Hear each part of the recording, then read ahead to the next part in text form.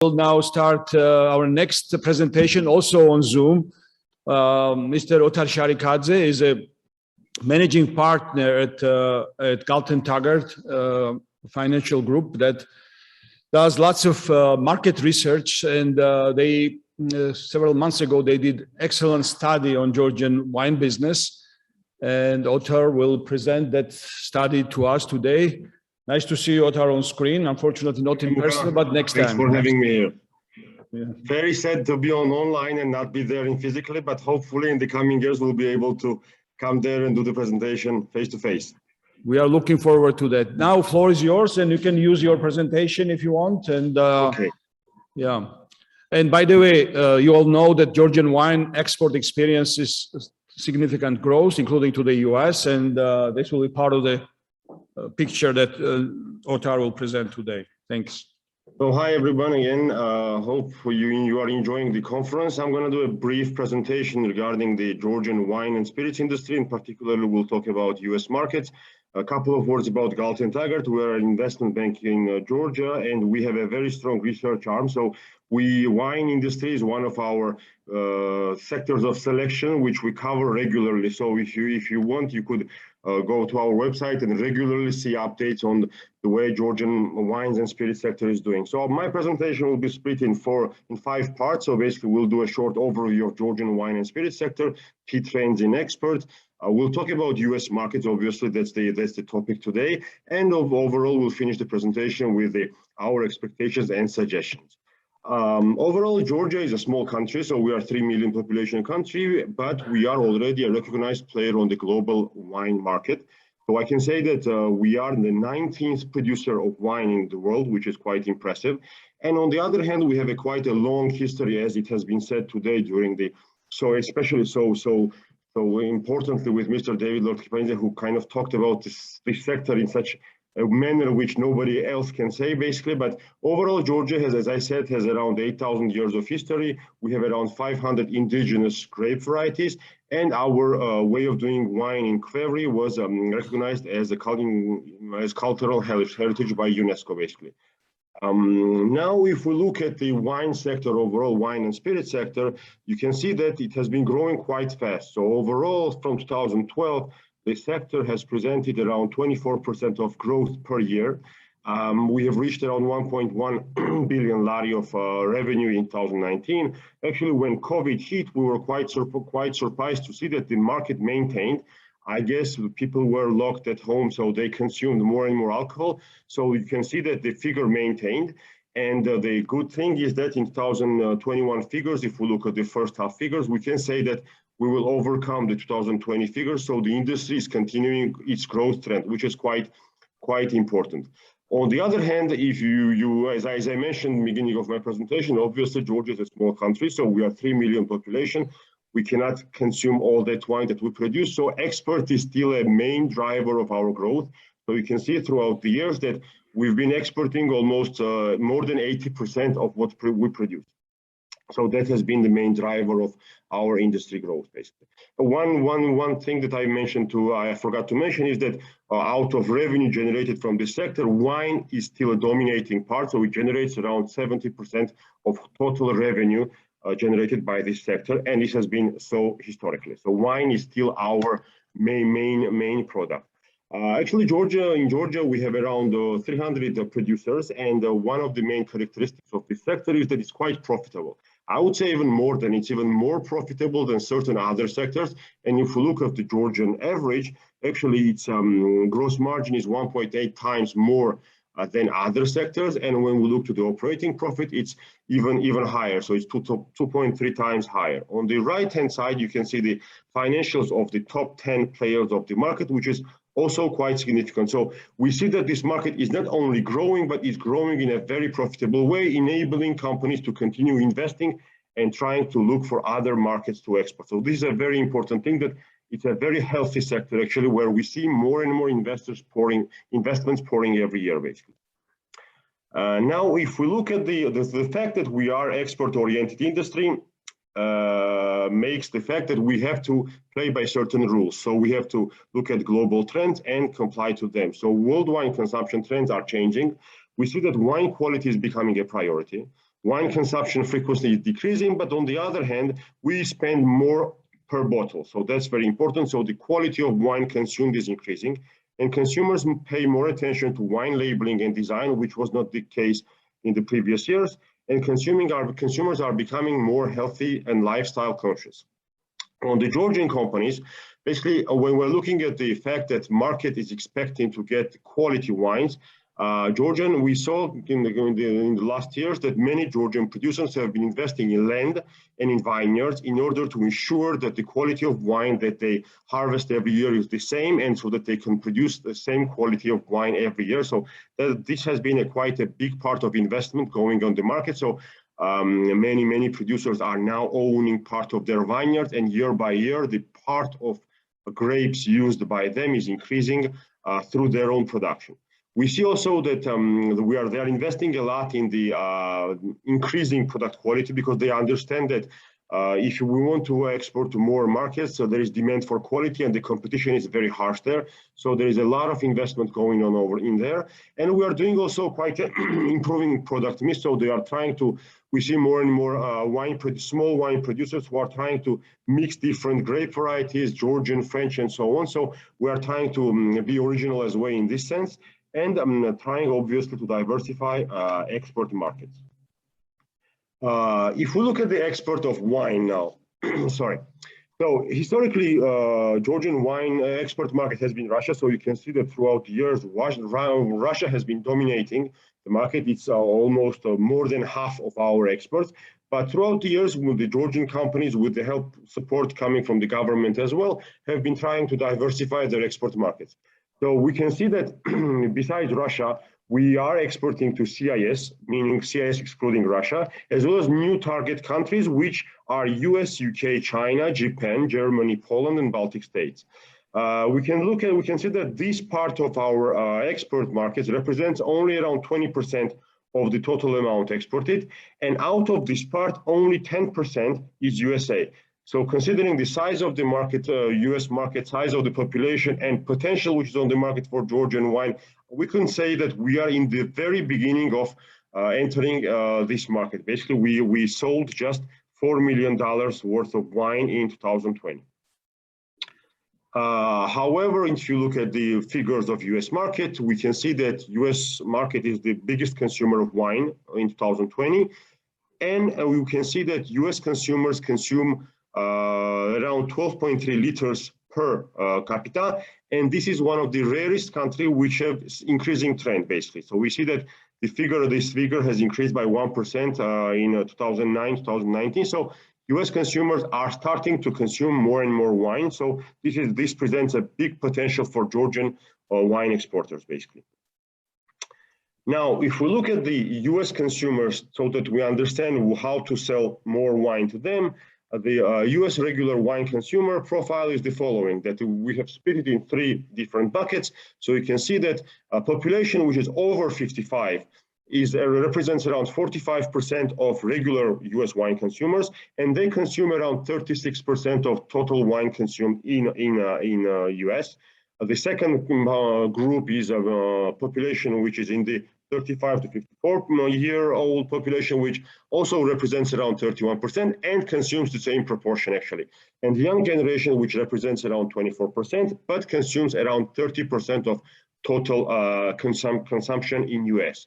So this is a very important trend, so that the Georgian producers should understand who they should be selling this product to in order to position their products correctly. On the other hand, we can see what type of wines and how the wines are bought in US off premises. So we can see the bulk of the consumption is in the range of $5 to $15 worth of wine bottles, which means that if this is the range where most US consumers are looking for wines. And the good thing is the Georgian wines, which are average price of Georgian wines, which are exported to US, have been around $5. So if we add certain margin that obviously the resellers will be putting on each bottle, we should be perfectly in the range of $10 to $15 pricing, which is, I think, around the 37% of US consumers in general. So this is a very big significant portion of population which could be tapped by this pricing. Now, if we look at the US wine consumer characteristics and the way they decide, or the choice, how they make the choices, there are 6 topics basically which are very important. Out of these 6, I think I would underline 2. So one of them, 76% of choice is done by grape variety. So this is a very important thing so it means that the consumer, before buying a bottle of wine, is looking at the grape variety to understand what type of grape is it. So being a Georgian and knowing that we have around 500 indigenous grape varieties which are breeded only in Georgia, I think if we position this product well on the market, this could be one of our selling points. Another topic is brand familiarity. So around 68% of US consumers decide to buy the bottle which is familiar for them, or the branding which is familiar for them. So this is quite challenging for us, because this means that US market should be represented by big Georgian companies who would have sufficient firepower to invest in marketing, advertisements, in order to increase their brand awareness. And I think once we have 1 or 2 big names well positioned on Georgia, then small players will have better avenues to enter those markets. But I think brand familiarity is a very important thing for Georgian companies to consider while preparing for entering the US market. Other 4 topics were that wine should complement or match food, taste descriptions on the shelf. So the etiquetting should be done in a manner which should be quite visible for consumer, country of origin as well as region of origin. So these are around 6 main topics which were underlined throughout this surveys done in US. So very important messages for US, for Georgian producers. And overall, I mean, if we look at the size of US export market, which has been around $5.9 billion in 2020, Georgia only represents 0.07% of the market. So meaning that we are almost inexistent on the market. Potential is really big. So I think even if we double or triple our size, this will just mean that we will follow the growing market trend, and we won't be fighting against our competitors that much. So I think there is a very big potential to enter the market. Just there are certain barriers that Georgian companies should try to overcome, which is, as we already mentioned, low awareness of Georgian wine in US overall. And I think this type of conferences are helping in a very, very positive way. And I know that these conferences have been going every year. So I think the awareness of Georgia and Georgian wine has been growing throughout the years. And we can see that the figure has doubled since 2018 in terms of exporting numbers. There is obviously a strong competition on the market. There are also high costs associated with marketing costs and entering the market. And this is one of the reasons why Georgian government has announced a plan to assist Georgian companies to pre-finance co-finance basically their marketing costs in order to be able to assist them in entering other export markets. So this will be a very important project which is being implemented by the government. And actually, as I mentioned, and it's very important topic actually is that one of the main topics causes why Georgian companies sometimes tend not to try and enter foreign countries is the fear of failure, basically, because entering those markets are associated with quite heavy investments, quite heavy marketing costs. And at some point when we discuss with our clients, their understanding is that it seems to be sometimes quite risky for them because they have very little understanding of those markets. So I think increasing the awareness of those markets and providing much more data-driven decisions on whether, how, and when to enter different markets will be key for successful entering of other new markets for Georgian wine producers. I think this is it from me in terms of presentation, and now I'm happy to answer any questions if you have.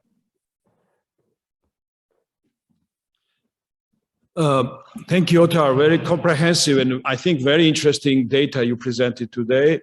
Going back to, maybe I'll start with the questions. Please, audience, I would like to encourage you to think about questions as well. You mentioned about attractiveness of the industry for investments. And I've seen year after year that margins remain pretty high. And so how do you explain this? So what is the driver for that? Is it because Georgian wines are again, low cost of production and high, of course, it's low cost of production and high probably selling price, but how Georgian companies are achieving this? Well, I think it's throughout the years, it's a low-cost production. One thing it should be said. Another thing is, as I mentioned, big companies are starting to invest in their own vineyards, and it's not that much, you know, in order to increase margins, but because of the fear of low-quality products. Because throughout the years there have been low quality of grapes, and now when they invest in their own vineyards, they kind of ensure at least partial part of grapes coming from their land, which obviously increases their productivity and profits as well.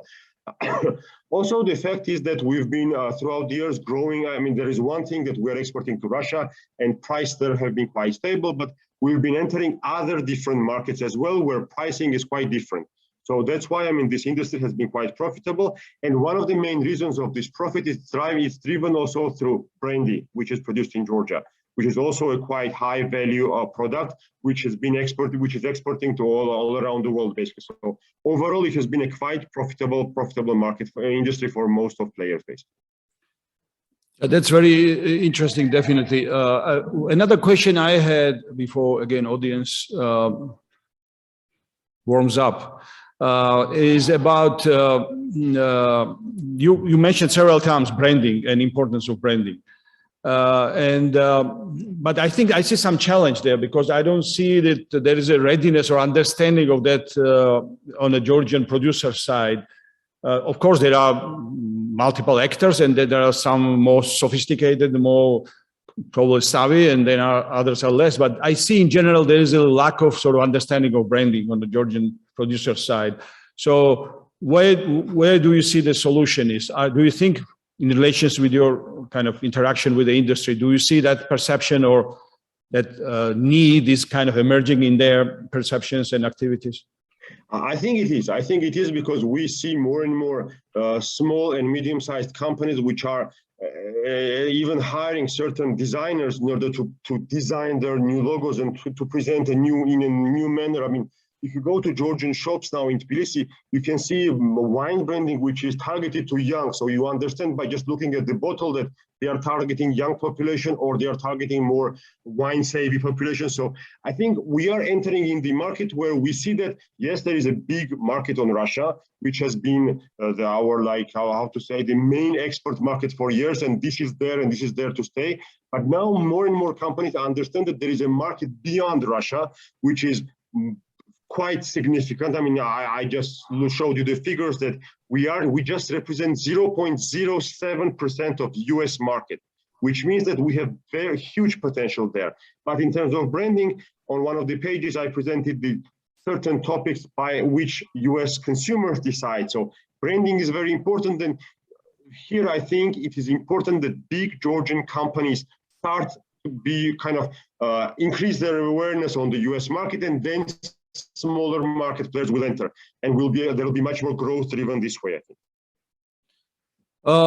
Questions from the audience. I have many questions, but I would like you to ask questions. So this is a conference. This is not my interview with OTAR. So Noel has questions. Always has a question. He's a philosopher. So yeah, I think we need Mike to make sure that everyone hears you. To follow up on Mamuka's question about value, your response was that larger Georgian wineries are adding value by purchasing vineyards, and therefore they're not lowering their prices necessarily to go after that lower segment of the market that might be able to do that, right? So that they can do the quality.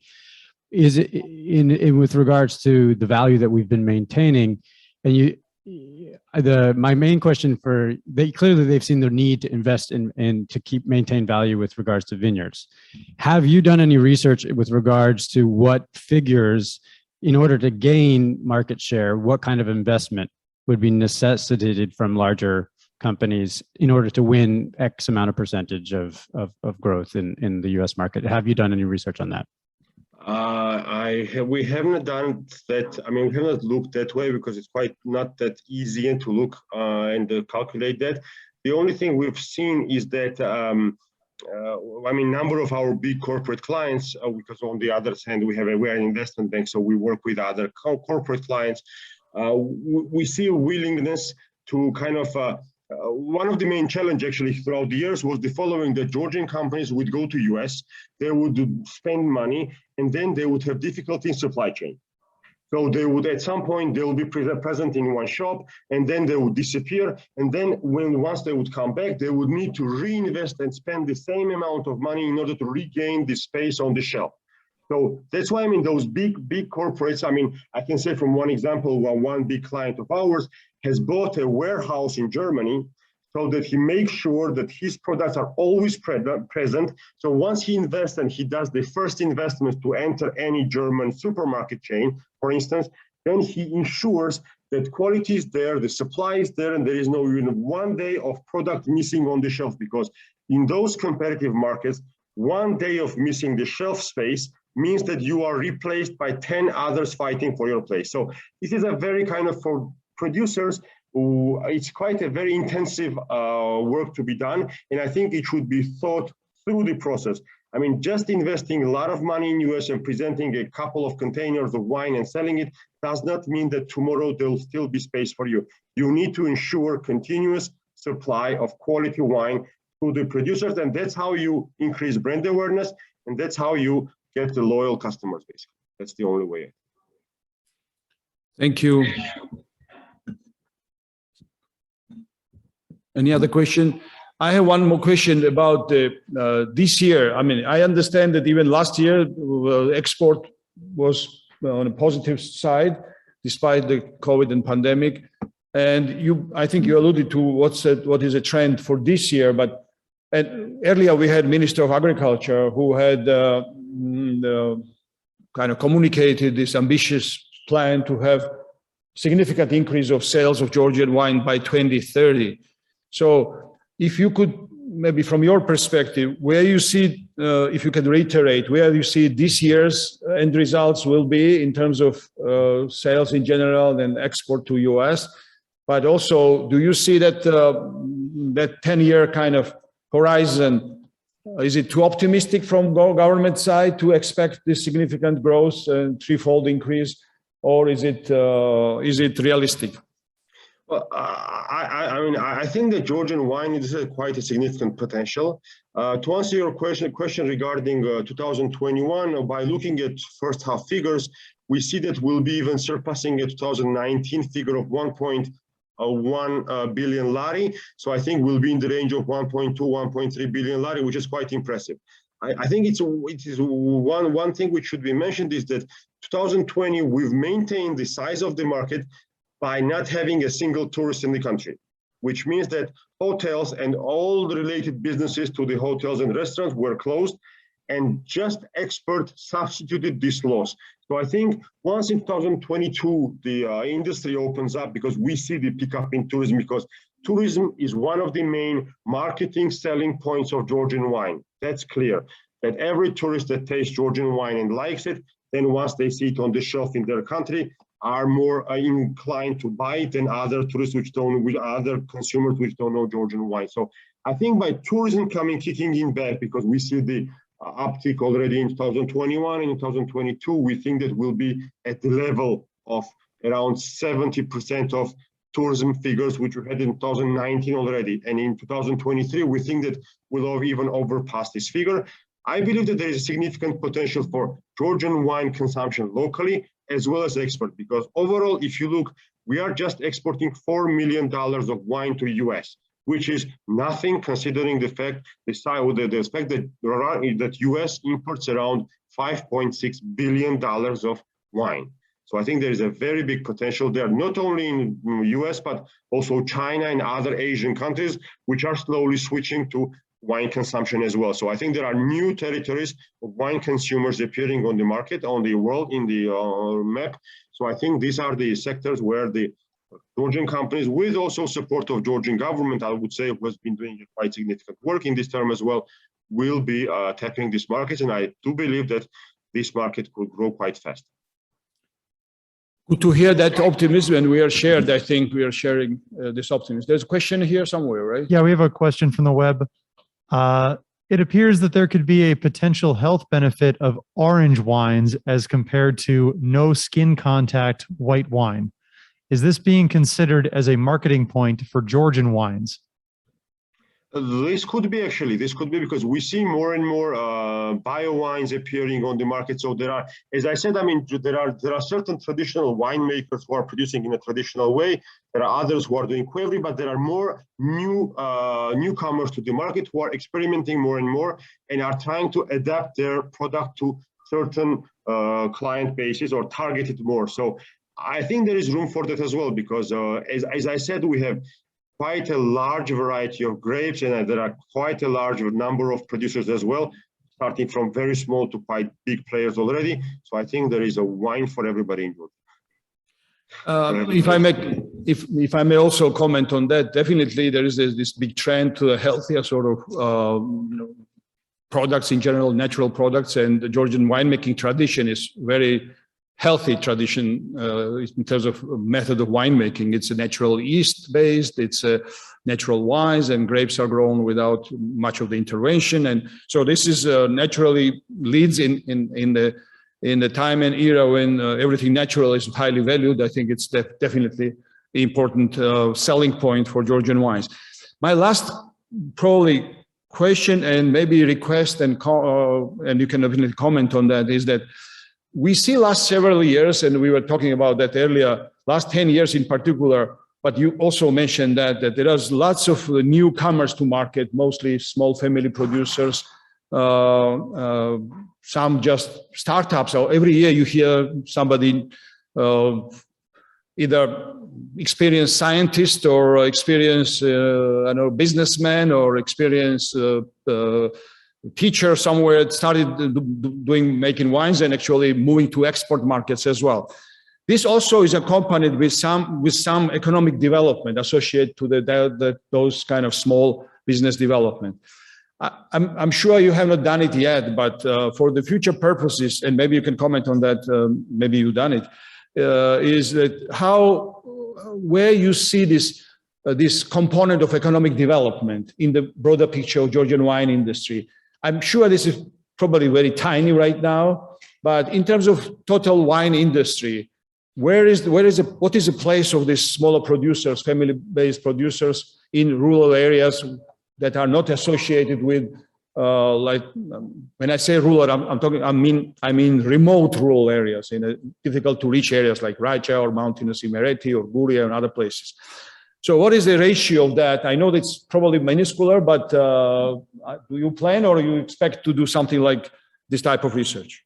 Well, clearly we are continuously looking at this industry, and we are seeing that it's quite developing. I mean, there are big players which are developing in their way, but as you mentioned, there are a number of small, very niche players which are appearing. And one important trend which appears is that once you see these small players appearing in certain sectors, in certain regions of Georgia, even regions which are quite far from the centers, basically, you very often see touristic infrastructure appearing around it. So it's not only the fact that the family or the group of people who are producing wine who benefits from them, but also the surrounding. Because I mean, as you know, even if you look at the tourism map of Georgia, there are certain destinations which are must go, like Tbilisi, Batumi, and others, but there are many destinations which are less known for tourists and which have less attractive infrastructure there. So by putting on the map these pins of certain interesting vineyards to be visited, you enlarge the wine route on Georgia. By the same, you are enlarging the tourism infrastructure in Georgia. So all in all, I think it's a win-win for everybody, basically. So it's a very important trend that small players appear because they bring some innovation, some new touch, new approaches to the market, which is Georgian wine, basically. That's the thing about Georgian wine. It's been innovating for 8,000 years, and we are here, and I think we'll be here in another 8,000 years.